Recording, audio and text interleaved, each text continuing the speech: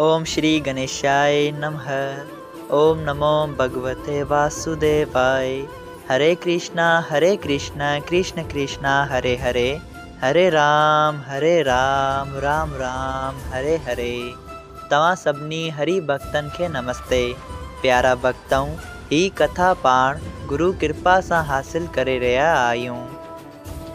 श्री गणपति सरस्वती जो दरे ध्यान करया थो मां भागवत महापुराण जो बयान, जंहिंमें व्यासदेव ऐं सुखदेव जी कयो आहे श्री कृष्ण लीला जो गुणगान। सभई चो जय भागवत महापुराण। प्यारा भक्तों, कल कथा में पाण श्रीमद् भागवत महापुराण साहिब जे 3 स्कंद जे 17 अध्याय में ॾिठो हो त हरणाक्ष वॾो थी पंहिंजे बल जे घमंड में सभिनी देवताउनि खे हाराए थो ऐं जॾहिं ॾिसे थो त उन सां मुक़ाबिलो करण वारो को बि न आहे, तॾहिं हू नारद मुनि खे चवे थो त ॿुधा, को अहिड़ो आहे जेको मूं सां मुक़ाबिलो करे जीते सघे, को मूंखे हराए सघे थो छा? तॾहिं नारद मुनि ॿुधाइनि था त सवाइ नारायण भॻवान जे तोसां ॿियो केर बि पुॼी नथो सघे।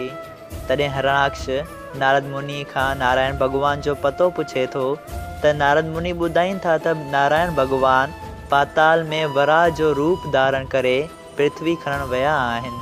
तॾहिं हरणाक्ष पाताल ॾांहुं रवानो थिए थो। सभई चो जय श्री कृष्ण।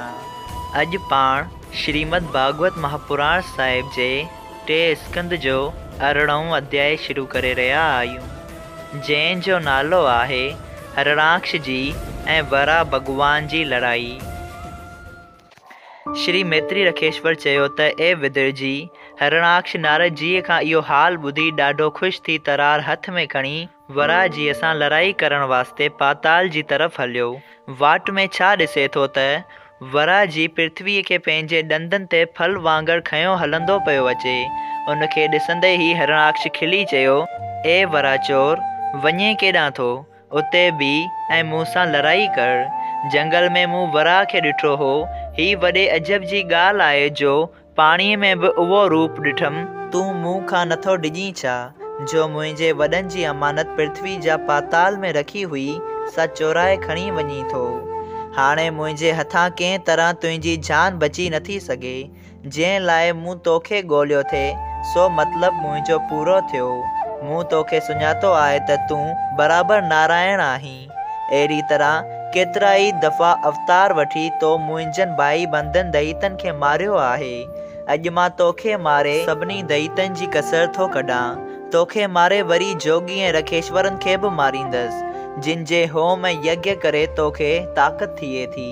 उहे सख़्त ॻाल्हियूं हरणाक्ष जूं ॿुधी वराह जी थोरी देरि ताईं कुझु बि न चयो, छो त नेक आदमीअ खे बद ॻाल्हि चवण करे बद चवंदड़ जी उमिरि तेज ऐं बल घटि थी वेंदो आहे। सो जॾहिं वराह जी ॼातो त ख़राब ॻाल्हियुनि चवण सां तेज ऐं बल हरणाक्ष जो हलियो वियो, तॾहिं पृथ्वीअ खे पंहिंजी माया सां पाणीअ ते रखी हरणाक्ष खे चयाईं, ए कश्यप नंदन, सच आहे मां पाणीअ जो सुवर थी तो जहिड़े कुते खे जो पाण खे शींहं थो सम्झे ॻोल्हींदो थो वठां, ऐं जंहिंजो मौत नज़दीक पहुचंदो आहे तंहिंखे चङी ऐं बुरी ॻाल्हि जो वीचार न रहंदो आहे। ही पृथ्वी तुंहिंजनि वॾनि जी अमानत मां तुंहिंजे साम्हूं, जो तूं पाण खे वॾो पहलवान ॼाणी थो, खणी बीठो आहियां। पहिरियां ई तूं पंहिंजी तरार जा हथ में अथई, सा मूं ते हला। जॾहिं तुंहिंजी तरार को कमु करे न सघंदी, तॾहिं मां पंहिंजी गदा तो ते हलाईंदसि। इहो तो सच चयो त मूं 1000 दफ़ा अवतार वठी दैत मारे पृथ्वीअ जो भार लाथो आहे। इहो ई हाल तुंहिंजो बि थींदो। ही ॻाल्हि ॿुधंदे ई हरणाक्ष ॾाढे क्रोध सां वराह भॻवान ते पंहिंजी तरार हलाई। वराह जी संदसि तरार रोके पंहिंजी गदा मथसि हलाई। अहिड़ी तरह जॾहिं ॿिन्ही तरफ़नि खां लड़ाई थियण लॻी ऐं लड़ंदे लड़ंदे बाक़ी थोरो ॾींहुं अची बचियो, तॾहिं ब्रह्मा जी अची वराह जी खे वेनती कई त ए महाराज, तव्हां हरणाक्ष खे मारण में छाकाणि देरि करे खेसि खेल था खेॾो। इन अधर्मी खे मारे देवताउनि जो डपु लाहे छॾियो, जो सवाइ तव्हां जे ॿियो को बि अहिड़ी सुमर्थी नथो रखे जो उनखे मारे सघे। ही ॻाल्हि ब्रह्मा जी ॿुधी वरा जी हिकिड़ी तरार हरणाक्ष खे एरी हई जो हू किरी पियो ऐं जॾहिं वरी हिन उथी पंहिंजी माया सां अंधेरो पैदा कयो तॾहिं वरा जी सुदर्शन चक्र घुराए उन जी माया गुम कही। जॾहिं हरणाक्ष त्रिशूल हलायो तॾहिं सुदर्शन चक्र त्रिशूल संदसि काटे छॾियो। हरणाक्ष तंहिं ते श्री वरा खे ठोंशो हयो, पर जीअं हाथीअ ते कंहिं गुलनि जी माला उछलाइण जो असरु थिए तीअं भॻवान ते हिन जे ठोंशे जो असरु थियो। आख़िर वरा जी हिकिड़ी चमाट हरणाक्ष खे एरी हई जो हू किरी पियो ऐं मरी वियो। सभई चयो जय श्री कृष्णा। उन दैत जे मरी वञण करे देवताउनि ख़ुशि थी वरा जी ते फुलनि जी वर्खा कई ऐं पंहिंजो मतिलबु पूरो थियल ॾिसी बाजा वॼाया।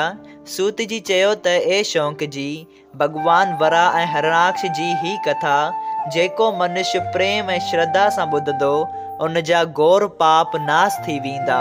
ही चरित्र पुण्य ॾींदड़ आहे, उन मां धन ऐं जस जी प्राप्ति थींदी आहे। सभई चयो जय श्री कृष्णा।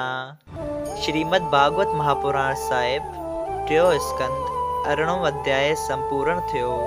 अगर तव्हां सभिनी हरि भक्तन खे हिन कथा मां लाभ हासिल थींदो हुजे त कृपया हिन कथा खे ॿियनि हरि भक्तन सां शेयर कजो त उन्हनि जो बि भलो थिए ऐं तव्हां जो बि भलो थिए। सभई चयो जय सिया राम। राधे राधे।